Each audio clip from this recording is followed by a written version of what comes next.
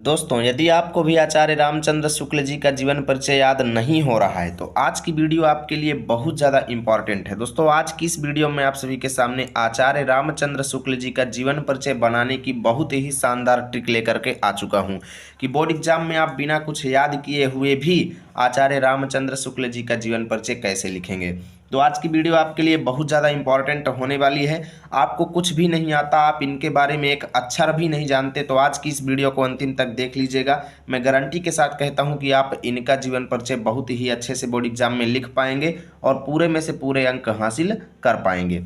तो चलिए दोस्तों, आज की शानदार वीडियो की शुरुआत करते हैं और आचार्य रामचंद्र शुक्ल जी का जीवन परिचय बोर्ड परीक्षा में कैसे बनाना है सीखते हैं। ठीक है, तो देखिए दोस्तों, हमें किसी का भी जीवन परिचय लिखना हो उसके लिए हमें बेसिक जानकारी तो आनी चाहिए। अब आप में से कई बच्चे ऐसे होंगे जिनको ये बेसिक जानकारी आती है और आप में से बहुत सारे बच्चे ऐसे होंगे जिनको ये भी नहीं आता है। तो भाई देखिए, पहले वो बच्चे ध्यान से देखेंगे जिनको कम से कम इतना तो आता है, ठीक है, और वो बच्चे जिनको कुछ भी नहीं आता वो भी वीडियो में अंतिम तक जुड़े रहेंगे, उनके लिए कुछ स्पेशल बताऊंगा, है ना।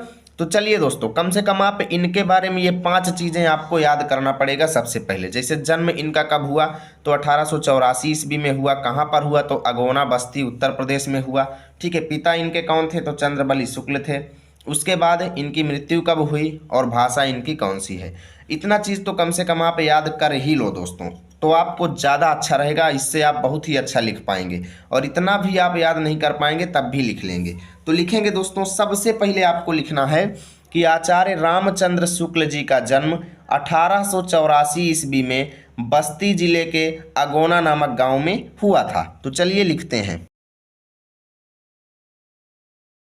तो हमने लिख दिया दोस्तों कि आचार्य रामचंद्र शुक्ल का जन्म सन 1884 ईस्वी में बस्ती जिले के अगोना नामक गांव में हुआ था। अब हमने पहली जानकारी और दूसरी जानकारी का यूज कर लिया। अब बची हुई जानकारियों को यूज करेंगे, जैसे इनके पिता का नाम चंद्रबली शुक्ल था। हाँ जी दोस्तों, देखिए हमने लिख दिया इनके पिता का नाम चंद्रबली शुक्ल था। अब देखिए इतना तो आप यहाँ तक आसानी से बना लेंगे। अब बची हुई जो जानकारियाँ हैं दोस्तों, मृत्यु और भाषा जो है, इसको हम लास्ट में उपयोग करेंगे। अब हम दोस्तों जीवन परिचय बनाना शुरू करेंगे। कैसे बनाएंगे, जैसे दोस्तों हम लिख सकते हैं कि आचार्य रामचंद्र शुक्ल जी जो हैं वो बचपन से ही बहुत ज़्यादा प्रतिभावान थे, है ना, प्रतिभा संपन्न थे। ऐसे ही हमें लिखना है कि आचार्य रामचंद्र शुक्ल जी बचपन से ही प्रतिभा संपन्न थे। अब इनके बारे में एक जानकारी आपको बता दूं दोस्तों कि आपके ही जैसे इनको भी गणित में इंटरेस्ट नहीं था। तो ये चीज़ तो आप आसानी से याद रखेंगे, क्योंकि आप में से बहुत सारे बच्चों को गणित बहुत बेकार सब्जेक्ट लगता होगा। तो इसी चीज़ को यहाँ पर लिखना है दोस्तों कि गणित में ये कमज़ोर थे, इस वजह से इनकी शिक्षा आगे नहीं बढ़ सकी। हमने लिख दिया दोस्तों कि गणित में कमज़ोर होने के कारण इनकी शिक्षा आगे नहीं बढ़ सकी।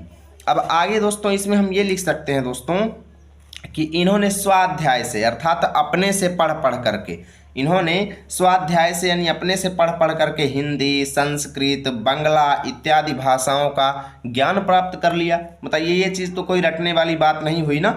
इसको लिखेंगे तो देखिए दोस्तों, मैंने लिखा इन्होंने स्वाध्याय से ही हिंदी, अंग्रेजी, संस्कृत एवं बांग्ला आदि भाषाओं का ज्ञान प्राप्त कर लिया। अब देखिए दोस्तों, आगे हम इसमें क्या क्या लिख सकते हैं कि आचार्य रामचंद्र शुक्ल जी हिंदी में, या कह लो हिंदी को आगे बढ़ाने में पूरा जीवन प्रयास करते रहे, या फिर हिंदी साहित्य को उत्तम बनाने में या हिंदी साहित्य को उन्नति की ओर ले जाने में आचार्य रामचंद्र शुक्ल जी ने आजीवन अथक परिश्रम किया। तो देखिए दोस्तों, मैंने लिखा हिंदी साहित्य को उन्नति की ओर ले जाने में इन्होंने आजीवन अथक परिश्रम किया। अब आगे दोस्तों हम लिख सकते हैं कि इन्होंने अपनी रचनाओं के द्वारा जनमानस को प्रभावित किया, या कह लो अपनी रचनाओं के द्वारा इन्होंने लोगों में ज्ञान का प्रसार किया, है ना। चलिए लिखते हैं। अब देखिए दोस्तों, हमने लिखा अपनी रचनाओं के द्वारा इन्होंने समाज में अच्छे गुणों का प्रसार किया।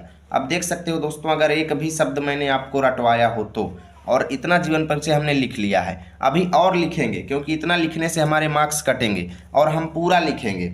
ठीक है, आगे हम इसमें क्या क्या लिख सकते हैं दोस्तों कि ये हिंदी साहित्य के एक प्रमुख साहित्यकार थे, है ना। साहित्यकार थे, निबंधकार थे, इतिहासकार थे, आलोचनाकार थे, इसी को लिखेंगे, ठीक है ना। देखिए ऐसे लिखना है कि ये उच्च कोटि के निबंधकार, आलोचनाकार, शैलीकार एवं आचार्य थे, ठीक है दोस्तों। अब इनके बारे में एक चीज़ बता दूं जो कि आपको बहुत ही आसानी से याद रहेगा और आपके जीवन परिचय में 4 चांद लगाने वाला है, और वो है दोस्तों शुक्ल। शुक्ल नाम से याद रखेंगे दोस्तों, ये शुक्ल युग के सर्वश्रेष्ठ लेखक थे, है ना। तो चलिए इसको भी लिखते हैं, या फिर ये लिख सकते हैं दोस्तों कि इन्हीं के नाम पर शुक्ल युग का नाम पड़ा, है ना। चलिए लिखते हैं, हमने लिख दिया ये शुक्ल युग के सबसे प्रमुख साहित्यकार थे, इन्हीं के नाम से शुक्ल युग नाम पड़ा है। अब आगे दोस्तों हम लिख सकते हैं, देखिएगा हम क्या क्या इसमें अभी लिख सकते हैं कि इनकी भाषा खड़ी बोली थी, है ना। तो इसको लिखेंगे ये खड़ी बोली में अपनी रचनाएं करते थे। अब इस तरीके से हमने सारी इन्फॉर्मेशन लिख दिया है। अब आगे इनकी मृत्यु वाली जानकारी लिखेंगे कि इनकी मृत्यु 1941 ईस्वी में हो गई। अब देखिए दोस्तों हमने 3 नंबर का काम कर लिया है और पूरा लिखने में हमको पूरे अंक मिलेंगे, इसलिए हमें रचनाएं भी लिखना पड़ेगा, क्योंकि जीवन परिचय लिखने मात्र से कुछ नहीं होता है। तो रचनाएं हेडिंग डालेंगे और इनकी कुछ प्रमुख रचनाएं आप 1-2 रचनाएं याद कर लीजिए, जैसे एक चिंतामणि हो गई, ठीक है। चिंतामणि याद कर लो, एक ही रचना लिखनी होती है, लेकिन शायद अगर ऐसे दे दे कि इनकी प्रमुख रचनाओं का नाम लिखो तो आपको 2-3 लिखना पड़ेगा, इसलिए आप ये चिंतामणि, रश्मिमासा, त्रिवेणी हो गया, है ना, सूरदास हो गया। तो मेन जो रचनाएं हैं इनकी इतनी आप याद कर लो, ठीक है। इसी में से कोई ना कोई जो है आप लिख देंगे तो पूरे अंक आपको मिल जाएंगे। अब बहुत सारे बच्चे ऐसे हैं भाई जो इसको याद कर ही नहीं सकते, तो भैया वो बात कर रहे हैं भैया हम कैसे बनाएंगे जीवन परिचय, तो उनके लिए बता दूं दोस्तों कि आपको एग्जाम में सेम टू सेम ऐसे ही बनाना है, लेकिन आपको यहाँ पर जन्म और मृत्यु का जिक्र ही नहीं करना है भाई। लेकिन नंबर तो कटेंगे इससे, ये तो मैं गारंटी के साथ कहता हूँ। अगर ऐसे आप पूरा लिखते हैं तो भाई आपका एक भी अंक नहीं कटेगा, पूरे के पूरे 5 अंक मिलेंगे। लेकिन अगर आप जन्म का सन और माता पिता का नाम भी नहीं लिखते हैं और मृत्यु की डेट नहीं लिखते हैं तो भाई 1-2 नंबर आपके कट सकते हैं। लेकिन मैं ये गारंटी के साथ कहता हूँ कि 3 से 4 अंक आपको ज़रूर मिल जाएंगे। इसलिए दोस्तों अगर आपको कुछ भी नहीं आता, आप इतना याद करने में सक्षम नहीं हैं, तो आप जन्म स्थान, पिता माता के नाम का जिक्र ही मत कीजिएगा, आप सीधा यहाँ से लिखना शुरू कीजिएगा, ठीक है। आचार्य रामचंद्र शुक्ल जी बचपन से ही प्रतिभा संपन्न थे और पूरी चीज़ें सेम टू सेम आप लिख देंगे। उम्मीद करता हूँ आज की वीडियो आपको बहुत ज़्यादा अच्छी लगी होगी। प्लीज़ वीडियो को लाइक कीजिए, दोस्तों के पास शेयर कीजिए। मिलेंगे आप सभी के साथ अगली वीडियो में, तब तक के लिए जय हिंद, जय भारत।